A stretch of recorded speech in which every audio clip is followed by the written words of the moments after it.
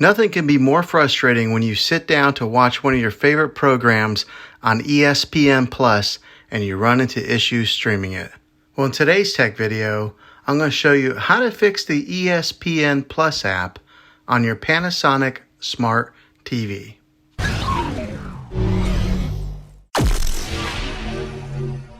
I'm going to show you a few really simple ways to try and solve your problem and get it back up and running again. The first one, it's the easiest one to try, and that's to unplug your TV from the wall outlet and wait 60 seconds. Now don't be impatient here, wait the whole 60 seconds, then plug it back in. This is very different from turning your TV on and off with your remote control.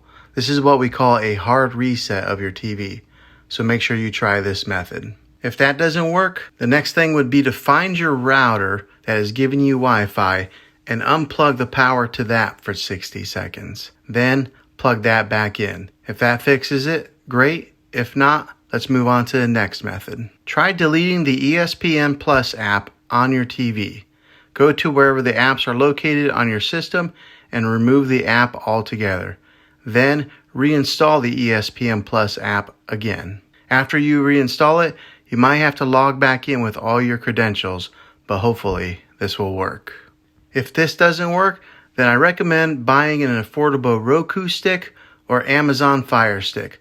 Plug that into your TV and use that as your main streaming player. You'll be able to access ESPN Plus that way. I'll put links in the description down below of where you can get one. Well, hopefully this video was helpful to you. If it was, throw a thumbs up on it.